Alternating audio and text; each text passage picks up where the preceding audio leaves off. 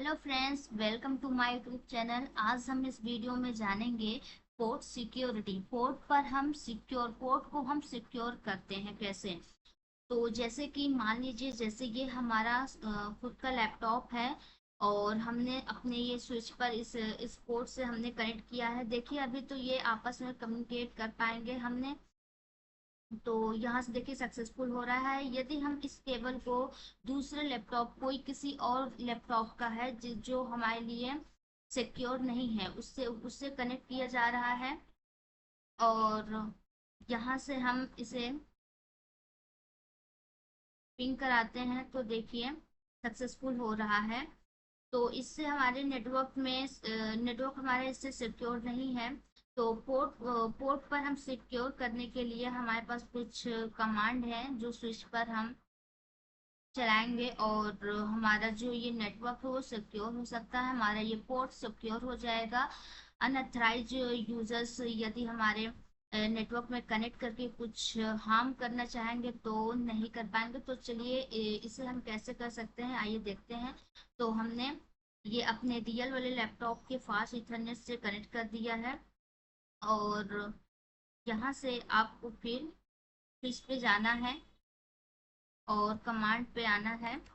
CLI में enable type करना है, कॉन्फ़िगर टर्मिनल, फिर इंटर कीजिएगा। इंटर करने के बाद फिर जिस पोर्ट नंबर से हमने कनेक्ट किया उस पोर्ट का नंबर लिखिएगा। इंटरफेस फास्ट इथरनेट 0x24, फिर इंटर कीजिएगा। इंटर करने के बाद switch port mode access type कीजिएगा। तो यहाँ पे हमने switch port mode access type किया, फिर इसके बाद इंटर किया। फिर यहाँ से आप switch port mode switch port, इसके बाद पोर्ट सिक्योरिटी टाइप कीजिएगा। पोर्ट सिक्योरिटी,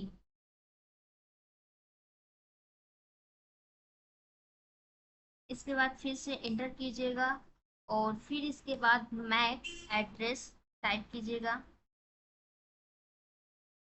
फिर इंटर कीजिएगा। मैक एड्रेस, इसके बाद स्टिकी, फिर इंटर कीजिएगा। और इसके बाद अब यहाँ पे उस लैपटॉप के पोर्ट का मैक एड्रेस यहाँ पे हमें कॉपी करके पेस्ट करना पड़ेगा, ताकि वही ओनली उस लैपटॉप का ही पोर्ट ओनली कनेक्ट कर पाए, वही लैपटॉप। अदरवाइज अनअथराइज यूजर्स जो अपने लैपटॉप को इस नेटवर्क से कनेक्ट करना चाहेंगे वो कनेक्ट नहीं कर पाएंगे, ब्लॉक हो जाएगा। तो इसके लिए हमें ये लैपटॉप पे जाते हैं और यहाँ से हम कॉन्फ़िग पे जाते हैं।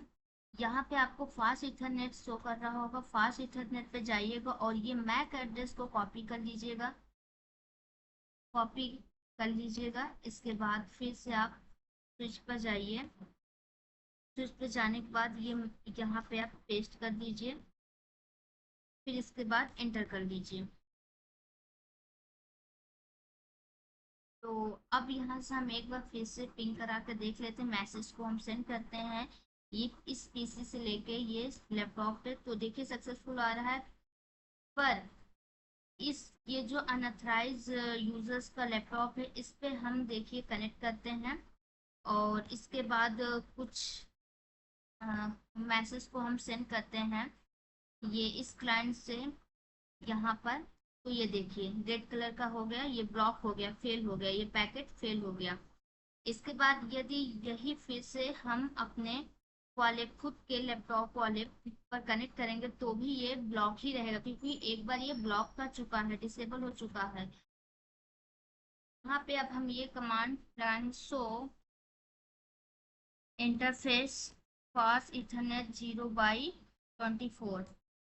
तो यहाँ से देखिए ये बता रहा है इरर डिसेबल्ड, कुछ इरर है, डिसेबल है, इसलिए इसे इनेबल कीजिए, इसके बाद ही दोबारा ये कनेक्ट हो पाएगा। तो दोबारा से कनेक्ट करने के लिए सबसे पहले हम इनेबल कॉन्फ़िगर टर्मिनल, इंटर, फिर इसके बाद शट डाउन कर दीजिएगा। फिर से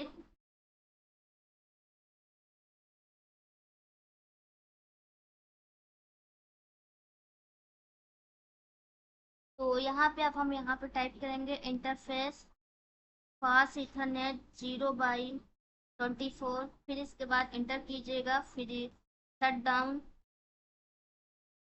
फिर इंटर करने के बाद फिर से अब इसे हम बोर्ड को चालू करने के लिए इंटरफेस फास्ट इथरनेट 0/24, फिर इंटर कीजिएगा, नो शट कमांड लगाइएगा, इसके बाद हमारा ये पोर्ट देखिएगा चालू हो गया। ये देखिए ग्रीन हो गया, अभी तक रेड था, अब ये ग्रीन हो गया है।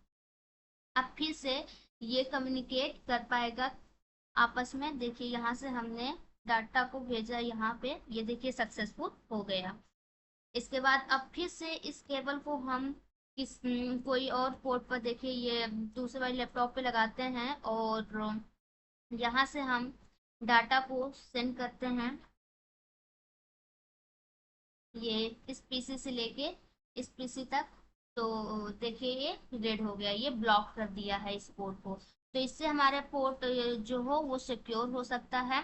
कोई अनअथराइज यूजर से यदि हमारे नेटवर्क में कनेक्ट करके कुछ हार्म पहुंचाना चाहेगा तो वो ऐसा नहीं कर पाएगा, उससे ब्लॉक उस पोर्ट को ब्लॉक कर देगा।